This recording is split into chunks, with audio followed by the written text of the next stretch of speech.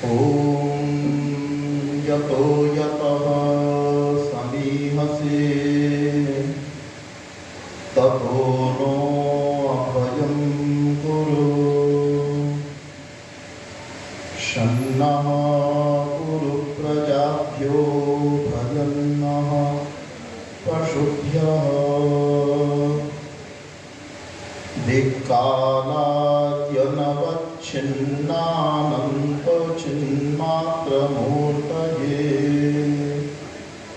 स्वानुभूत्येकमानाय नमः शान्ताय तेजसे। निरतमीशस्य भक्तौ रे मनस्त्वं नो कुतो भवसि। पतितमालस्य जाले त्वं कियत्कालं च यापयसि। कियत्कालं च यापयसि। अभी जिनके मुखारविंद से बहुत ही सुंदर चर्चा, जैसा कि वो कहते हैं कि मेरा विषय 11वें समोल्लास का ही है, खंडन को लेकर के बड़ी सुंदर चर्चा श्रवण कर रहे थे कि आज समाज ने इस संसार को क्या दिया और अन्य जो मत पंथ संप्रदाय चलते हैं उससे कितनी हानियाँ इस समाज को हुई, और जिनको सुनने का बहुत मन कर रहा था। लेकिन ऐसा ही होता है, जब आसमान पर चढ़ रहे होते हैं उसी समय एकदम धरती पर ला दिया जाता है। सभी के साथ ऐसा ही चल रहा है। श्रद्धेय पंडित रामनिवास आर्य जी, उनसे पूर्व भी तन्नू को और सुमित्र जी का भी वक्तव्य इतना अच्छा होता है, सभी के वक्तव्य इतने अच्छे हैं। ये आरंभ होते हैं तो जी करता है कि अभी और थोड़ा सुना जाए, लेकिन समय जो है इजाज़त नहीं देता। दूर दूर से, हिसार से और अन्य सभी आर्य समाजों से पधारे हुए पदाधिकारीगण, इस आर्य समाज के सभी यशस्वी पदाधिकारीगण, अन्य सभी उपदेशकगण, वंदनीय मातृशक्ति, भद्र पुरुषों, प्यारे बच्चों, और ये अनुराग आर्य जो है ना, ये बड़ा अच्छा काम जो है वो कर रहे हैं आर्य समाज की विचारधारा को फैलाने के लिए। आज 23 मार्च है और 23 मार्च जो है वो अंग्रेजों के डर को दिखाने का दिन है कि अंग्रेज जो है वो कितने डरपोक थे, है ना। लोग कहते हैं कि वो अंग्रेज कहा करते थे कि उनके यहाँ पर सूर्यास्त नहीं होता और उनके पास बहुत सारे अस्त्र शस्त्र थे, लेकिन वो कितने डरपोक थे।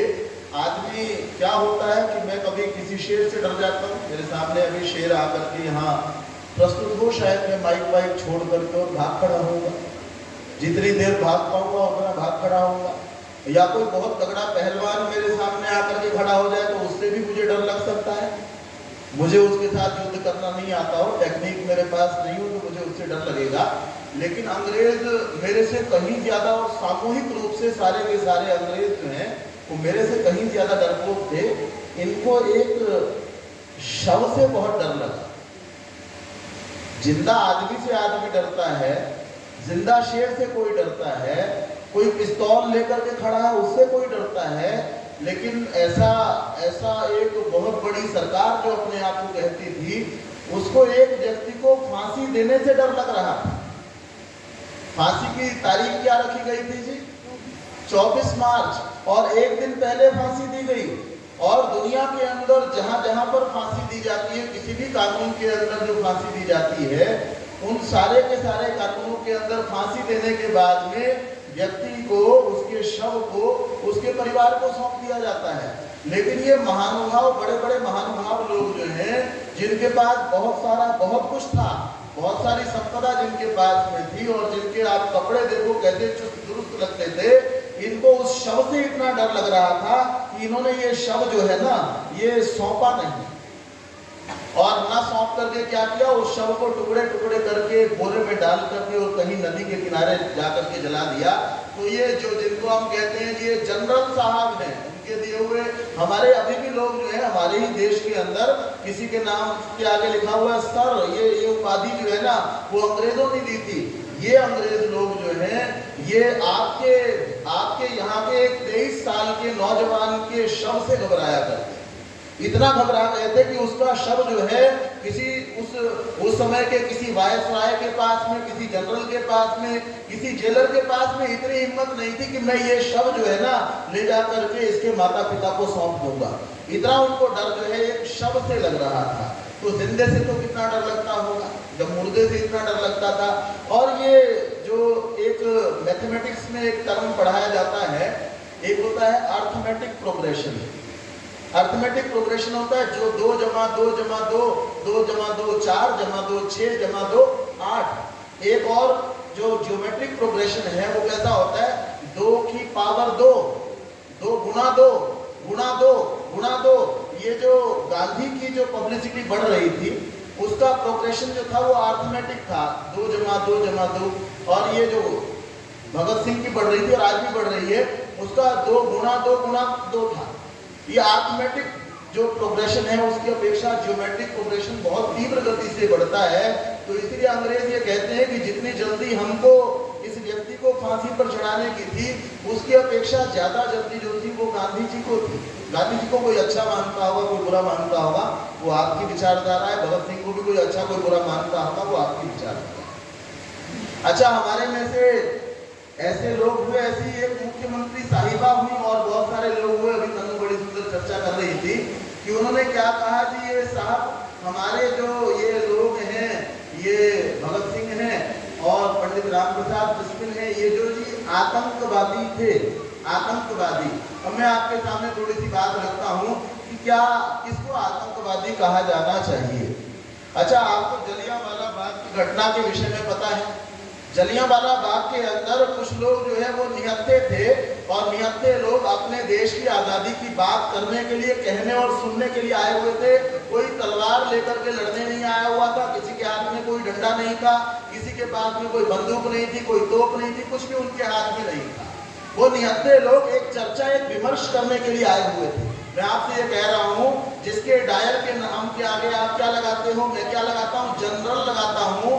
किसी मुख्यमंत्री साहिबा, किसी और बड़े साहब के पास ये हिम्मत नहीं हुई कि आज तक ये कह सके, कोई सभा दुनिया के अंदर ऐसी नहीं हुई जहां पर डायर के नाम का कोई प्रस्ताव पारित किया गया हो और कहा गया हो इसको आज से जनरल डायर नहीं कहा जाएगा, इसको आतंकी डायर कहा जाएगा। वहां पर क्या हुआ, आज भी देशों की कुछ सीमाएं हैं। एक भारत की सीमा है, वहां से आगे पाकिस्तान शुरू होता है, फिर कोई कजाकिस्तान की सीमा है, उसके आगे कोई और देश शुरू हो जाता है।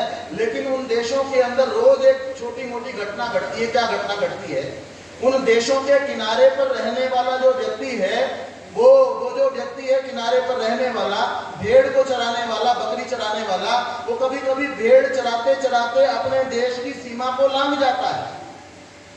उसको कोई पास ये अपराध है, एक देश की सीमा को लांघ करके दूसरे देश की सीमा में चले जाना। आप इस देश के निवासी हैं तो आप बिना अनुमति के दूसरे देश में नहीं जा सकते हो। कुछ देशों को छोड़ करके, जैसे भारत से नेपाल जाने के लिए आपको बहुत ज्यादा परिश्रम करने की आवश्यकता नहीं होती, लेकिन भारत और पाकिस्तान के बीच में भी अगर कोई भेड़ चराने वाला अपनी भेड़ों को लेकर के और दूसरे देश में चला जाता है, या कोई अपनी समुद्री सीमा को कोई नाविक लांघ जाता है, तो उसके बाद में ये जो मछली पकड़ते पकड़ते आगे पहुंच गया था, अपने भेड़ों को संभालते संभालते जो आगे पहुंच गया था, इनको बड़े आराम से ये जान करके कि इसके पास कोई हथियार नहीं है, ये तो बेचारा भेड़ चरा रहा था, गांव का सीधा साधा भोला भाला आदमी है, उसको सौंप दिया जाता है। और ये रोज की घटना है, ये कोई एक बार हुई हो, 2 बार हुई हो, ऐसा नहीं, ये दूसरे चौथे दिन रोज होती है। ये इंटेंशन जानी जाती है कि आदमी की मानसिकता जो है, यहाँ पर ये कोई जासूसी करने नहीं आया, भेड़ चराने आया था। और ये जो मछुआरा है, ये मछली पकड़ने आया था, इसका इतना बड़ा अपराध नहीं है, इसको कहते हैं जी ये गलती से इधर आ गया जी, अपना बंदा वापस ले लो। लेकिन आप जो है, आपके यहाँ आप कहते हो हमारे लोग जो है वो आतंकवादी थे, और आपने क्या घटना घटाई, आपने क्या किया, आपने जो है डायर साहब ने, माननीय डायर साहब ने क्या किया कि उसने कहा जहां जहां से भी आदमी घुसता है इस जलियांवाला बाग के अंदर, जो जो प्रवेश द्वार है वहां पर उन्होंने निहत्थे लोगों को मारने के लिए बंदूकें लेकर के लोग खड़े किए और उन्होंने कहा कि ज्यादा से ज्यादा लोग मरने चाहिए वहां पर। अंधाधुंध वहां पर गोलियां चलाई। आपकी ये पुलिस की व्यवस्था है? ऐसी पुलिस हुआ करती है क्या?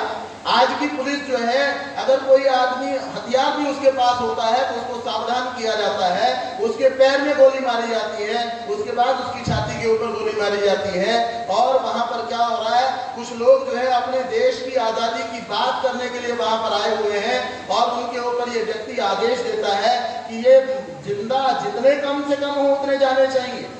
जो व्यक्ति उस इतिहास को लिखते हैं वो कहते हैं कोई कोई व्यक्ति उस दीवार पर चढ़ा हुआ, आधा हाथ उसका ऊपर रह गया और पीछे से अरे भाग रहा था, उसको तुमने गोली मारी, वो दीवार के साथ धक्का हुआ रह गया। एक कुआं वहां पर था और उस कुएं के अंदर जो है ना आदमी भाग रहे हैं और भागते भागते उनको ये भी नहीं पता इधर कुआं है। कुआं जो है वो लाशों से भर गया और उसके ऊपर से भी लोग भाग रहे हैं और उसके बाद भी सामने से गोलियां चलती हैं। अरे आज भी ब्रिटेन के प्रधानमंत्री यहाँ पर आते हैं, सारे के सारे आकर के और जलियांवाला बाग के अंदर जाते हैं, वहां अपना नतमस्तक होकर के और वो कहते हैं कि हम क्षमा चाहते हैं, हमारा ये कृत्य उचित नहीं था। अरे तुम यहाँ क्षमा मांगने के लिए आए? तुम्हारी किसी अदालत ने डायर को कभी फांसी का हुक्म सुनाया क्या? यहाँ पर आप छोटे छोटे से काम करने वालों को, छोटे छोटे बच्चों को आपने फांसी का हुक्म सुनाया है और वहां पर आपने डायर को, इतने लोगों को मारने वालों को, निहत्थे लोगों को मारने वालों को, आपकी किसी सरकार ने कहीं उसके खिलाफ कोई कुछ पारित किया हो? और उनको छोड़ो, क्या भारत के किसी आदमी ने, भारत के किसी नेता ने आजादी को प्राप्त करने के बाद डायर के खिलाफ कोई कानून पारित किया हो कि ये बहुत गलत कार्य हुआ था और हम इसकी निंदा करते हैं और उसको आतंकवादी घोषित करते हैं? ऐसा कभी नहीं हुआ। आपने हमारे यहाँ के 19.5 साल के नौजवानों को जो है, भगत सिंह एक आदमी को अपना आदर्श कहता है, अपना गुरु कहता है, अपना भाई कहता है, मरने की कोठरी के अंदर कोई उसको पूछता है, भाई तेरे माता पिता का क्या होगा, तेरी दादी का क्या होगा, तेरे चाचा का क्या होगा, तेरे को बचाना चाहते हैं, तू बच करके बाहर चला जा। उसके वकील प्राणनाथ उसको आकर के कहते हैं भैया तेरे नाम का एक चिट्ठी लिख करके भेज देते हैं, तेरी जान बच सकती है। हमने सारे सबूत इकट्ठा कर लिए हैं। क्या सबूत इकट्ठा कर लिए हैं कि उस दिन जिस दिन जो है ये सैंडर्स की मृत्यु हुई है, उस दिन जिस दिन ये जो स्कॉट को मारा गया है, उस दिन तू वहां पर था ही नहीं, तू शहर में नहीं था, तू लाहौर में था ही नहीं। ये सिद्ध करने के लिए सारे सबूत हमारे पास में है। अब तू हाँ कर दे और ये चिट्ठी के नीचे हमने चिट्ठी तैयार कर ली है, तू इस चिट्ठी के नीचे साइन कर दे, तेरी सजा जो है वो बच जाएगी, तू रहेगा तो देश का बहुत बड़ा काम कर पाएगा। वो क्या कहता है कि ये मेरे मित्र, मेरे साथी, ये मेरे पिता, ये मेरे माता नहीं है। कुछ लोग ये सिद्ध करने की जो कोशिश करते हैं कि आर्य समाज से जुड़े हुए थे, तो ये बीत रात पन्ना जो है ये आर्य समाज का दिखाई देता है। मृत्यु के समय वो कहता है ये मेरे पिता ये नहीं है, मेरा असली संबंधी तो करतार सिंह सराभा था, मेरा असली गुरु तो वो करतार सिंह सराभा था, मेरा आदर्श तो वही था।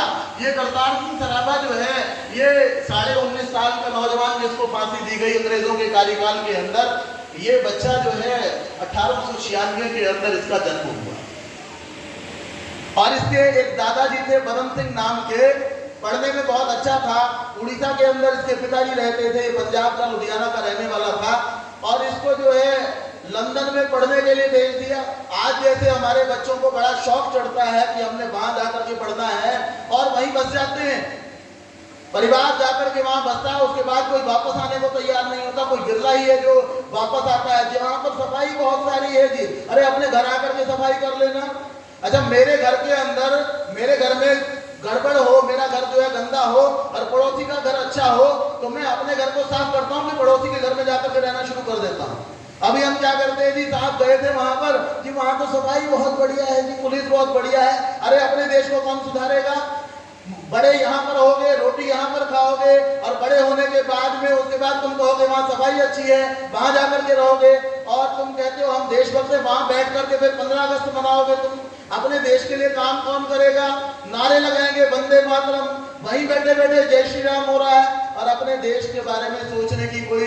अब ये व्यक्ति चला गया करतार सिंह सराभा और वहां जाकर के इसको लंदन के अंदर पढ़ाई करनी थी, केमिस्ट्री की कोई डिग्री इसको लेनी थी और इसके दादाजी ने $200 इकट्ठे करके इसको साथ में दे रखे। उसको लेकर के गया और वहां जाकर के पढ़ने लगा तो इसने देखा ये अमेरिका के लोग जो है ना हमारे लोगों के साथ द्वेष बहुत करते हैं, है ना। हम बैठे तो उठ करके 2 कदम दूर बैठे, है ना, इस बेंच पे बैठ जाओ, वहां जाके बैठे। तो ये द्वेष क्यों करते हैं हमारे साथ में? तो पता चला कि हमारा देश क्योंकि गुलाम है। आज तक इसको किसी ने नहीं बताया था। 12वीं पास करके यहाँ से गया, किसी ने ये नहीं बताया बच्चे को कि ये तेरा देश गुलाम है और इसको तुझे आजाद कराना है, इसको किसी ने यहाँ पर नहीं बताया। वहां जाकर के जब लोग नफरत कर रहे हैं तो पता चला भाई क्यों करते हैं, भाई तुम गुलाम देश के से आए हो इसलिए तुमसे नफरत करते हैं।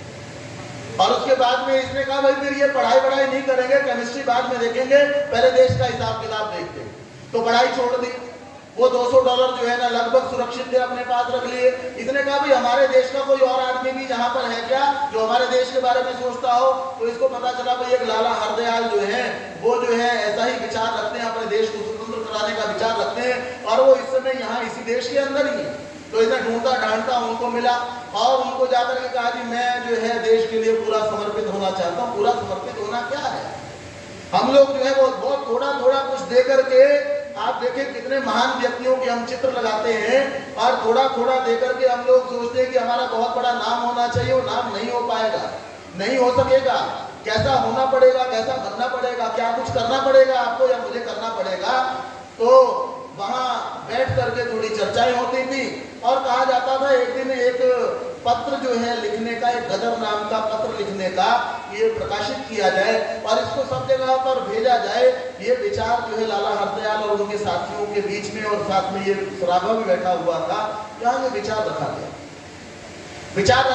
तो उसका सारा का सारा कार्यभार इसने संभाल लिया। इसके पास जो $200 थे, इसने सारे के सारे, आज के समय के $200 नहीं है, 1896 और 19 साल में मृत्यु हो गई। 1910 के आसपास के $200, 1910 के आसपास के $200 जो है वो समर्पित कर दिए। और क्या कहा, और कहने लगे जी मेरा पूरा जीवन समर्पित है, मुझे बताओ क्या करना है। तो पत्र को छापना, पत्र को भेजना, जहां जहां भेजना, सारा का सारा लगभग काम जो है करतार सिंह सराभा ने संभाला हुआ। थोड़े समय के बाद में ये वापस पंजाब के अंदर आ गया और पंजाब के अंदर आकर के रोज की 50 किलोमीटर साइकिल चलाया करता। जैसे आपके आर्य समाज के उपदेशक जो है पहले समय में कैसे कैसे काम किया करते थे, आपके वज्रोपदेशक बताते हैं कि किस प्रकार का उन्होंने काम किया। ये पुराने हैं, इन्होंने भी ऐसा ही कार्य किया हो। तो ये 50 किलोमीटर रोज की साइकिल चलाया करता था और कोई सभा इसके लिए इकट्ठी नहीं होती थी कि वो मोदी साहब आ रहे, फलाने साहब, योगी साहब आ रहे, केजरीवाल साहब आ रहे, साहब आ रहे और पहले से ही जो है ना 50,000 की भीड़ बैठी हुई है।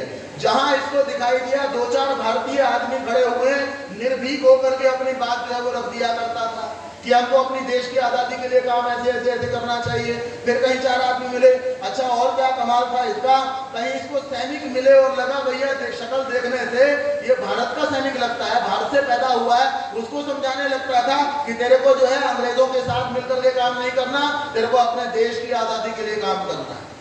निर्भीक बच्चा। उसके बाद में एक दिन इनकी सभा बनी हुई थी और सभा के अंदर विचार चल रहा था।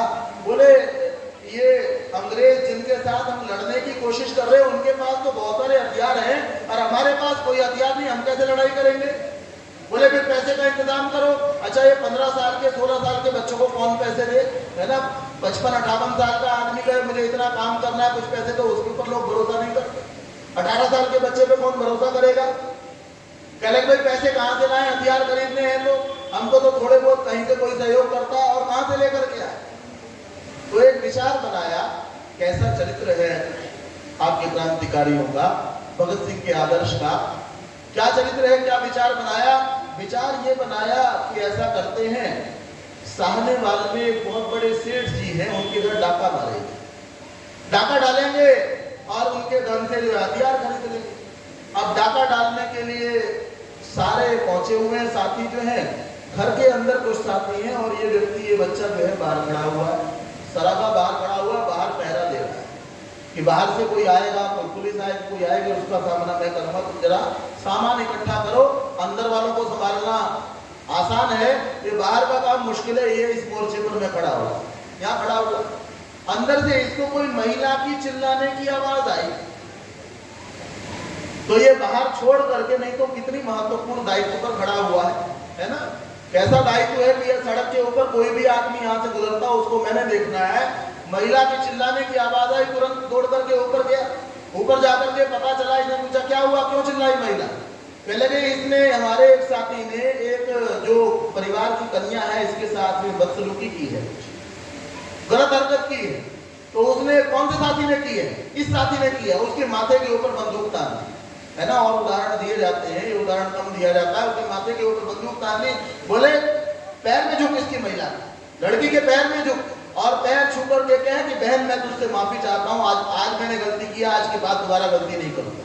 वो व्यक्ति, और नहीं तो अभी तेरे को मारता हूँ, ये डाका बाद में होगा, पहले तेरा काम होगा। उसके बाद में उसने पैर छू करके माफी मांगी और उसके बाद सामान इकट्ठा हो गया था, सामान लेकर के जाने लगे। वो जो लड़की थी उसकी माँ जो है इसको कहने लगी कि बेटा तू जब इतना अच्छा है कि तेरे को दूसरे की बहन अपने बहन जैसी लगती है, तो ये घटिया काम, डाका डालने का काम क्यों करता है। तो ये कहता है सराबा, माँ हमारा कोई ये धंधा नहीं है, हम ये काम शौक के लिए नहीं करते, रोटी खाने के लिए नहीं करते, पेट भरने को नहीं करते, हमको तो अपने देश को आजाद कराना है, हथियारों के पैसे नहीं थे इसलिए यहाँ पर आ गए, उसको लेकर के जाते हैं। बोले बेटा जिसको तूने कहा अपनी बहन कहा है, इस बहन का थोड़े दिन के बाद विवाह है, इसके लिए तू कुछ सोच सकता है क्या। तो उसने जो सामान अभी सारा अपने पास रखा हुआ था वो सारा उठा करके उस महिला के आगे रख दिया। बोले माँ तेरे को जो कुछ चाहिए तू रख ले, और सारा चाहिए तो सारा रख ले। अब इसने क्या किया, थोड़े से जेवर जो है महिला ने उठाए और कहने लगे बेटा इसको लेकर के जा, और मेरी इच्छा है कि तेरी जो भी कामना है वो तेरी कामना पूर्ण हो, इसको लेकर के जा। अब ये वापस आ गया और रोज बेतहाशा काम किया करते थे। जुनून चढ़ता है ना आदमी को, वो लोग कहते हैं वो पागल होते हैं। ये वो किसी ने लिखा है कि हमें पागल ही रहने दो, कि हम पागल ही अच्छे हैं। अब वो पागलों की तरह रोज काम कर रहा है, रोज काम कर रहा है। और अंग्रेजी सरकार जो है परेशान है कि ऐसा कौन सा बच्चा पैदा हो गया भाई, किसने खा करके क्या खा करके पैदा कर दिया। 15, 16, 18 साल का नौजवान जो है, किशोर जो है, उस पकड़ में ही नहीं आ रहा, रोज काम करता है, रोज सड़क के ऊपर होता है, हमारी काबू में नहीं आ रहा। तो अपने ही एक साथी की गद्दारी ने, यहाँ जयचंदों की कोई कमी नहीं है, अपने ही एक साथी ने गद्दारी की और एक सरगोधा नाम का कस्बा है पंजाब के अंदर ही, वहां पर सराबा को पकड़ लिया गया, लाहौर ले जाया गया। छोटा सा बच्चा, इतने बच्चों से हमारे लोग डरा करते थे, और आज नहीं डर लगता क्योंकि हमको ही सत्य बोलने से डर लगता है। और ये क्या करता है, ये इसको लाहौर ले जाया गया और एक दिन जो है मुखबिर को सामने लाया गया, भाई पहचानो क्या ये करतार सिंह सराबा है, क्या ये वो व्यक्ति है, क्या ये वो व्यक्ति है। तो वो करतार सिंह सराबा के सामने आकर के मुखबिर खड़ा हुआ है और देख करके बोल नहीं रहा कुछ भी, ये कौन है। तो ये सराबा क्या कहता है, उसको डर लग रहा है, ये निर्भीक आदमी है, न मरने से डरता न मारने से डरता, अगर यहाँ से किसी तरीके से बच निकला पता नहीं मेरा क्या होगा, तो बताने से डर रहा है कि ये करतार सिंह सराबा है। तो उसको कहता है अरे तू कहता क्यों नहीं कि मैं ही करतार सिंह सराबा हूँ। तो अपनी पहचान जो है इसने खुद ही बताई। उसके बाद में इसको पेश किया गया अदालत के अंदर का, भाई तुमको अपने विषय में कुछ कहना है, कुछ बताना है क्या सराबा। तो उसने आज तक जो कार्य क्रांति के लिए किए थे सारे के सारे कह सुनाए, एक से लेकर के आखिर तक सारे के सारे कह सुनाए। अब वो जज जो है हैरान होकर के इसको देख रहा है, उसको लग रहा है ये बच्चा जो है ना, ये बचपने के अंदर बोल रहा है। और इसको कहा बेटा कल तुम सोच करके दोबारा से अपने बयान को बोलना, मैं आज तुम्हारा कोई बयान लिख नहीं रहा हूं। बोलने वाले को फांसी से डर नहीं लग रहा है कि मेरे को सजा हो जाएगी, मैं सारी की सारी बात अपने मुंह से ही कह रहा हूं। जो सुनने वाला बैठा हुआ है उसको डर रहा है कि इतना प्रतिभाशाली नौजवान धड़ाधड़ बोलता चला जा रहा है, एक एक बात, इतना सत्यवादी नौजवान, इसको कैसे फांसी के ऊपर चढ़ा दे। कितना बलवान है ये, कितना आत्मबल वाला है ये। कहने लगे कि बेटा ऐसा लगता है कि तू जो है अभी बिना विचारे बोल रहा है, कल तू चाहे तो मैं तेरे को एक और अवसर देता हूं, मैं आज कुछ भी नहीं लिख रहा हूं, कल तू विचार करके दोबारा आना और अपना बयान ठीक से दर्ज करा देना, हम कोशिश करेंगे तेरी सजा को कम कर देंगे, तेरी सजा को कम कर देंगे। अगले दिन दोबारा सराबा को अदालत के अंदर लाया गया। अगले दिन दोबारा उसने जो बात पिछले दिन कही थी वो सारी की सारी बात अगले दिन दोबारा की और उसको फांसी की सजा दी गई। उसके बाद उसका बदल किया गया जो अदालतों की परंपरा है, और बदल करने के बाद में वो जेल में रह रहा था, जिस कोठरी में ये रह रहा था उसके बराबर में भाई परमानंद भी रहा करते। भाई परमानंद ने आखिरी दिन इससे पूछा, भाई तेरे दिमाग में क्या चलता है, क्या कर रहा है? बोले मैं कविता लिख रहा हूँ और कविता ये लिखता हूँ कि गदर करना है ये काम अपना और आजादी है ये सपना अपना। 19.5 साल का नौजवान 1896 के अंदर इसका जन्म हुआ और 1915 के अंदर इसको फांसी चढ़ा दी गई। और विश्व के इतिहास में ऐसा देखने में ऐसा हम लोग सुनाया करते हैं कि रात्रि में आदमी के बाल काले थे और फांसी के डर से सुबह को सफेद हो गए। ये ऐसा नौजवान था, ऐसा प्यारा बच्चा था, इसका वजन उस फांसी की कोठड़ी के अंदर 10 पाउंड जो है इसका वजन जो है वो बढ़ चुका था। और हंसते हंसते जब इसको फांसी की सजा सुनाई गई तब भी मुस्कुरा रहा था और जब फांसी पर चढ़ा तब भी मुस्कुरा रहा था। इसलिए भगत सिंह मरते हुए ये कहता है कि मेरे ये किशन सिंह जी, स्वर्ण सिंह जी, अर्जुन सिंह जी ये मेरे कुछ नहीं लगते, मेरा साथी असली तो वो था, उसके खून उसके रक्त के अंदर वही गर्मी थी, वही गर्मी मैं अपने रक्त के अंदर आज महसूस करता हूँ। मेरा भाई वो था, मेरा आदर्श वो था, मेरा गुरु वो था। भगत सिंह के काम हम लोग क्या करते हैं, हम ये सोचते हैं पहले भैया मैं अपने घर की व्यवस्था कर लूं, उसके बाद में मैं बाहर समाज की सेवा करने निकलूंगा। मेरे मन में क्या विचार आता है, भाई समाज सेवा तो करनी है लेकिन समाज सेवा करने से पहले थोड़ा सा अपने घर का तो हिसाब कर लूं। थोड़ा सा हिसाब वो 2-4 करोड़ का होता है किसी का, और कई मंत्री साहबों का होता है 200-400 करोड़ का। कोई मंत्री साहब ऐसे भी होते हैं 2-4 हजार करोड़ के बाद में भी उनको लगता है कि मेरा घर ही नहीं भरा, मैं बाहर का काम कैसे कर लूं। लेकिन आप देखिए ये भगत सिंह कैसा बच्चा है। आज के 23 साल के किसी नौजवान के पास में कोई भी विचारधारा नहीं होती। मैं आपसे कुछ नाम पूछता हूं, मुझे बताइए आपको कितने, पहली बात मुझे ये बताएं कि कितने व्यक्ति होंगे जिनकी मृत्यु हुई होगी आजादी के आंदोलन के दौरान? कितने होंगे? किसी ने सुने हैं क्या? 2-4 10,000 आगे पीछे हो जाए कोई बात नहीं। कितने व्यक्ति रहे होंगे जी? किसी ने सुना है कभी आज तक? नहीं सुना है जी? 7 लाख, बिल्कुल ठीक बता रहे हैं। अच्छा इन्होंने 7 लाख बताए कि 7 लाख जो है ना उनकी मृत्यु हुई है। अब 7 लाख में से मेरे को नाम गिनवाना शुरू करो भाई, नाम गिनवाइए मेरे को। सुभाष चंद्र बोस एक नाम हो गया, करतार सिंह सराभा दूसरा नाम हो गया, भगत सिंह तीसरा नाम हो गया, बटुकेश्वर दत्त चौथा हो गया। और बताओ भाई नाम बताओ जल्दी जल्दी। राजगुरु सुखदेव 6 हो गए। और बताओ दुर्गा भाभी तो मृत्यु को प्राप्त नहीं हुई थी। 100 मुश्किल से कह रहे, वैसे 100 तक पहुंचने वाला कोई भी नहीं होगा यहाँ पर, मुझे नहीं लगता कोई 100 गिनवाने वाला हो, सुमित्र जी को इसको छोड़ करके, और कोई बहुत पुराने आदमी बैठे हो, 100 नाम आप गिनवा नहीं सकते हो। तो ये बात सच्ची है ही नहीं कि मरने के कारण से उसका नाम है। शोर शराबा भगत सिंह का है, वो 7 लाख आदमी का शोर क्यों नहीं है? वो मरे नहीं थे क्या? जब वो भी मरे थे उन्होंने भी युवावस्था के अंदर अपने आप को अपने देश के लिए दे दिया था, तो नाम उनका क्यों नहीं है? इसका नाम क्यों है इतना? कोई बताएगा इसके बारे में? इसका ही नाम इतना ज्यादा क्यों है, उनका नाम क्यों नहीं है? ये नाम मरने के कारण नहीं हुआ। मृत्यु मुझे और आपको प्राप्त होती है, मरना बड़ी बात है, लेकिन उससे बड़ी कोई और बात है। इसकी चर्चा सुमित्र जी कर रहे थे कि उसके पास में एक विचारधारा थी। उस विचारधारा से आदमी को डर लगता था कि अगर ये विचारधारा फैल गई तो हमारे पास में जो एक करोड़ों रुपए की संपदा है, अंग्रेजों के पास में संपदा है और किसी और दूसरे तीसरे आठवें के पास में संपदा है, ये सारी की सारी छीन ली जाएगी। उसके कुछ प्रश्न थे, मुझसे और आपसे प्रश्न थे। वो प्रश्न आज तक भी वैसे के वैसे खड़े हुए हैं। उसका प्रश्न है कि वाराणसी की छोटी छोटी तंग गलियों के अंदर कुछ बुनकर रहते हैं और वो जो बुनकर रहते हैं वो साड़ियां बनाते हैं, आंखें फूट जाती हैं उन साड़ियों को बनाने में उनकी, और वो साड़ियां मेरे और आपके घरों में आती हैं, 2.5 लाख रुपए की साड़ियां हैं, लेकिन उनकी पत्नियों को पहनने के लिए ठीक ठाक कपड़े उपलब्ध क्यों नहीं है? ये भगत सिंह का प्रश्न था, जिसका उत्तर दुनिया के किसी राष्ट्राध्यक्ष के पास, किसी वित्त मंत्री के पास, किसी विदेश मंत्री के पास, किसी के पास इस बात का उत्तर नहीं था कि वो जो बुनकर है उस बुनकर के पास में वो कपड़ा क्यों नहीं है पहनने को। वो जो आपको बुन करके दिन रात मेहनत करके तैयार करके देता है वो कपड़ा उसकी पत्नी के पास भी क्यों नहीं है? उसको और दूसरा प्रश्न था, वो कहता है आपके घरों के अंदर आकर के बड़ा सुंदर मकान बना करके जाता है, आपके दरवाजे बड़े सुंदर बना करके जाता है, बहुत सुंदर नक्काशी को करके जाता है।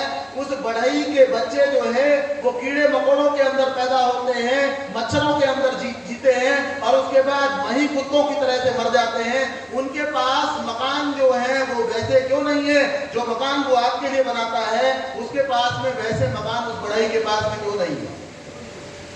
वो कहता है कि जो ये आपके मिलों के अंदर काम करने वाले कारीगर हैं, उनके पास में आपके बच्चों के समान पढ़ने की व्यवस्था क्यों नहीं है। वो कहता है इस शिक्षा व्यवस्था को आग लगा दो, जिस शिक्षा व्यवस्था के द्वारा केवल क्लर्क पैदा किए जाते हैं। ये क्लर्कों को पैदा करने वाली, जिसमें देश के बारे में कुछ बताया नहीं जाता, ऐसी शिक्षा व्यवस्था की कोई जरूरत इस संसार को नहीं है। इसीलिए डर लगता था कि ये आदमी को मर जाना चाहिए, ये आदमी जिंदा रहा तो हमारे पास में कुछ रहने नहीं देगा।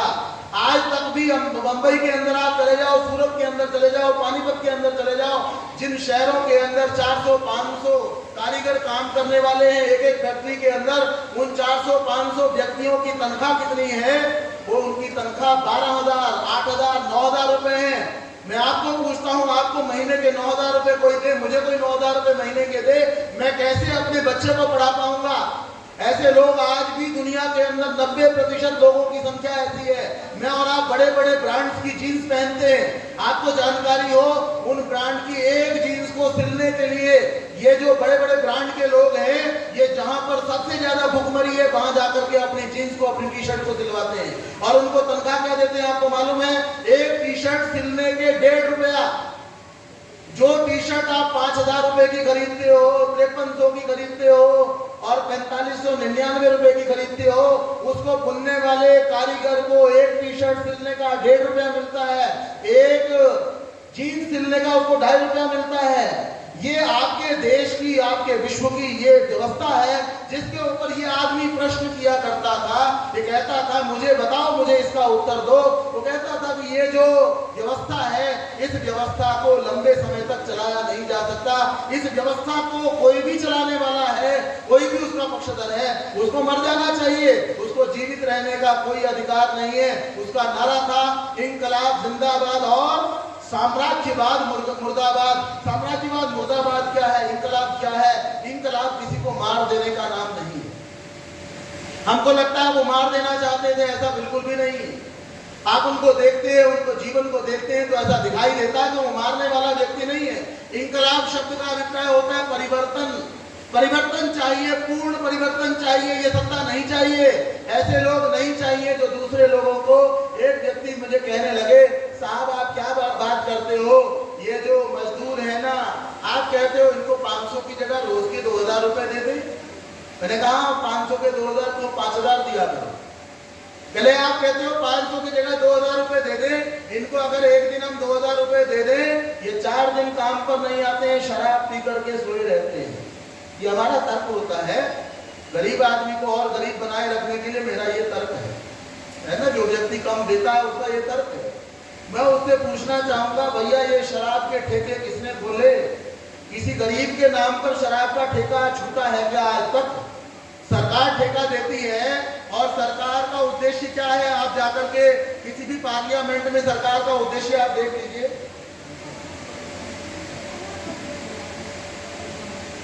तो सरकार का उद्देश्य जो है आप देख लीजिए, for the people by the people, है ना। ये जनता के लिए, जनता के द्वारा ये शासन है। अरे जब जनता के लिए, जनता के द्वारा शासन है तो शराब के ठेके जो है ना वो गरीब आदमी को दिया करो। जब जनता के लिए, जनता के द्वारा शासन है तो ये पेट्रोल पंप जो सरकार इश्यू करती है ये गरीब आदमी को दिया करो। ये यहाँ पर भी पूंजीवादी ही व्यवस्था है। पूंजीपति आदमियों के विवाह के अंदर आपके नेता जाया करते हैं और गरीब मजदूर की शादी में, कोई मजदूर बहुत फेमस हो गया हो तो और बात है, किसी मजदूर की शादी के अंदर कौन से नेता आया करते हैं जी? किसी दिन कोई आपका, जब वो चुनाव चलते हैं तो पता नहीं कहीं जाकर के कोई भी बड़ा साहब जो है वो किसी झोपड़ी में जाकर के सो जाएगा और 50 जो है पत्रकार उसके साथ में चलते हैं। तो उस व्यक्ति का ये प्रश्न है जिसका समाधान दुनिया की किसी सत्ता के पास में नहीं है। मैं आपसे निवेदन करना चाहूंगा, आप कहते हो कि वो लोग शराब पी करके पड़ जाते हैं, शराब के ठेके आपने ही बनाए। वो अनपढ़ हैं, उनके अनपढ़ होने का कारण मैं और आप ही हैं। मैंने और आपने कितना उनको पढ़ाने का प्रयास किया है। हमारे सरकारी विद्यालय हम चाहें तो ठीक नहीं हो सकते हैं क्या? सरकारी विद्यालय होगा उसकी चार दीवारी नहीं मिलेगी, और प्राइवेट स्कूल जो है ये बढ़ रहे हैं क्या? ये आपके जो इतने बड़े बड़े नेता हैं उनकी इच्छा के बिना फल फूल रहे हैं? आप कितने सरकारी स्कूलों के अंदर जाते हैं और अपना अपना डाटा दिखाओ, और कितने प्राइवेट स्कूलों के अंदर आप जाते हैं? आपके साथ में प्राइवेट स्कूलों के मालिक बैठते हैं या सरकारी स्कूल के जो कर्णधार हैं वो आपके साथ में बैठते हैं? वो नहीं बैठते। आपको प्राइवेट स्कूल वालों के साथ बैठना पसंद आता है, उनको बढ़ाने के लिए भी कारण आप ही हो। गरीब आदमी अगर गरीब है उसका कारण नहीं हूं, उसका कारण जो है ये अमीर वर्ग ही है। ये प्रश्न उस बात को करता है जिसका समाधान दुनिया के किसी व्यक्ति के पास नहीं था। इसलिए क्या करो भैया, इसको फांसी पे चढ़ाओ और इसका शव भी देने की जरूरत नहीं है। शव देख करके कहीं भड़क गए और उन्होंने हमको मारना शुरू किया तो कहीं अमेरिका में भी जाकर के छोड़ेंगे नहीं, ब्रिटेन में भी नहीं छोड़ेंगे, वहां भी कूट पीट के खत्म कर देंगे हम। तो इस प्रकार का जो ये व्यक्ति है, इसके पास में विचारधारा है। मैं आपसे निवेदन करना चाहूंगा, मुझे आप आज क्या करना चाहिए? आप कहते हैं, मैं कहता हूं कि ये व्यक्ति इतना ना समझे, इसको पैसे दे देंगे, इसका दुरुपयोग कर लेगा। तो मैं कहता हूं कि आपका जैसा सुंदर बढ़िया घर है, मजदूरों को वैसा सुंदर घर बना करके दे दो। क्या वो दीवारें तोड़ करके, ईंटें बेच करके शराब पिएगा क्या? किसी को आपने घर बना करके दिया हो, वो दीवारें तोड़ लेगा क्या? दीवारें तोड़ेगा और उसको तोड़ करके घर बनाकर बनाएगा, और उसको तोड़ने के बाद में शराब जा करके पिएगा क्या? आप क्या कर सकते हो? आपको लगता है कि 500 रुपए जो है ना इससे ज्यादा दिए तो ये तो है ना भांग पी लेगा, चरस पी लेगा और कुछ और कर लेगा। तो आप क्या कर सकते हो? भाई तू जिस विद्यालय के अंदर अपने बच्चों को पढ़ाएगा, हमारे ही विद्यालय के अंदर पढ़ा। जिस विद्यालय में हमारे बच्चे पढ़ते हैं उसमें ही तेरे बच्चे पढ़ेंगे, उसकी फीस डायरेक्ट आप जाकर के जमा करोगे। इसमें कहां से शराब बीच के अंदर आएगी? इसमें कहां से चरस बीच के अंदर आएगी? तो सुविधाओं को आप उनको दे सकते हो जो कि मुझे और आपको देनी चाहिए।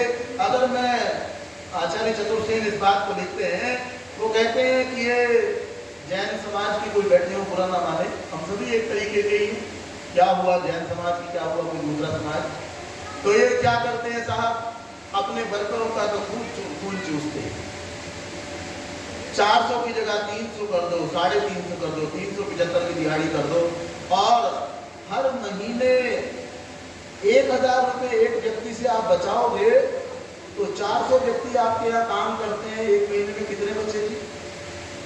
4 लाख रुपए आपने कम दिए केवल 1000 रुपए महीने से, जबकि फर्क तो बहुत ज्यादा करते हो।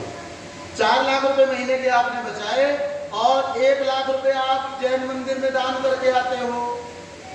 1 लाख मंदिर में दान करके आते हो, उसका पट्ट लगा हुआ है, साहब ये भवन बनाने के अंदर फलाने साहब का इतना बड़ा योगदान है। अरे वो फलाना साहब जो गरीब का खून चूस करके और यहाँ पर लगाता है। बोले ये आचार्य चतुर्सेन कहते हैं ये कोई धर्म नहीं होता है। धर्म जहाँ पर रहते हो, धारणा धर्म इत्याहु धर्मो धारयते जरा। धर्म वो चीज है जिसको जीवन में हर समय धारण किया जाता है। तुमको जहां पर धर्म का पालन करना था अपने व्यक्ति के अंदर, उस गरीब दरिद्र को नारायण कहा जाता है। पुराना आदमी कहता था दरिद्र आदमी नारायण है। उस दरिद्र नारायण का अर्थात परमेश्वर का खून चूस करके, और तुमने आकर के यहाँ पर 1 लाख रुपए दे दिया, और यहाँ पर इतना पत्थर पर नाम लिखा है, आते जाते 20 बार उसको देखते हो, 1000 आदमी उसको देखता है, और वहां से खून चूस करके आते हो। तो वो भगत सिंह का ये प्रश्न था दुनिया के हर पैसे वाले आदमी से, हर ताकतवर आदमी के साथ, और हर बड़े पद पर बैठे हुए आदमी के पास उसका यही प्रश्न था। वो चाहता था, मेरा और आपका ये कर्तव्य बनता है कि मेरे पास में अगर कुछ छोटे लोग हैं तो मैं उनको ज्यादा से ज्यादा देने वाला जो है वो बन जाऊं, और अगर मैं गरीब आदमी हूं तो मुझे एकत्रित होना चाहिए, मुझे इकट्ठे हो जाना चाहिए, और इकट्ठे होकर के उसके बाद में मुझे ज्ञान को प्राप्त करना चाहिए, लोगों को पढ़ना चाहिए, और पढ़ करके व्यवस्था को सुधारने का प्रयास करना चाहिए।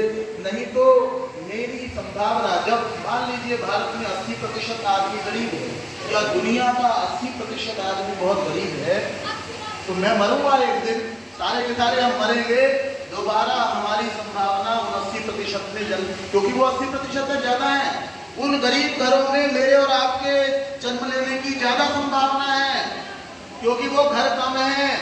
जिन घरों के अंदर संपन्नता है उन घरों में मेरे और आपके जन्म लेने की संभावना उतनी नहीं है, क्योंकि अपने घर आपका धरती पर आना तब सार्थक होता है, मेरे जन्म का उद्देश्य क्या है? धरती पर आना मेरा तब सार्थक है जब मेरे आने के बाद और जब मैं दुनिया को छोड़ करके जाऊं तो धरती पहले से अच्छी हो जानी चाहिए। अगर मैं ऐसा नहीं करके गया, ऐसा मैंने कोई प्रयास नहीं किया, तो मेरा धरती पर आने का कोई लाभ नहीं है। विचार बहुत सारे आ रहे हैं और अभी साहब का नाम तो मैं जानता नहीं, लेकिन आपका कहना है कि और नहीं बोलना चाहिए, तो ये थोड़ी सी बात मैंने आपके बीच में रखी है। हमको बहुत कुछ पढ़ने की आवश्यकता है, बहुत कुछ जानने की आवश्यकता है। आर्य समाज बहुत बड़ा आंदोलन है, बहुत सारे लोग इन्होंने, बहुत सारे त्यागी, तपस्वी, बहुत सारे दानवीर, सब तरह के लोग जो है वो आर्य समाज ने दिए हैं। तो आगे भी हम लोग जो है विचारों को जाने और जान करके उस पर सारा वर्ष कुछ न कुछ कार्य ही करें। केवल सुन लेना, केवल सुना लेना, केवल लिफाफा ले लेना, लिफाफा दे देना, ये आर्य समाज का उद्देश्य, आर्य समाज का कार्य कभी नहीं रहा। मुझे आशा है कि हम लोग जो है इस ओर कुछ न कुछ गति करेंगे। आप सभी ने बहुत ही ध्यानपूर्वक सुना, आप सभी का बहुत धन्यवाद। आचार्य जी ने हमारे मध्य में भगत सिंह के विचारों के ऊपर बहुत ही सरल शब्दों में हमें समझाया। आर्य समाज बाल समाज इनका तहे दिल से आभार व्यक्त करता है, धन्यवाद करता है। आप सभी से निवेदन है कि रात की सभा सही 8 बजे शुरू हो जाएगी, तो आप समय पे पहुंच करके कार्यक्रम का आनंद लें।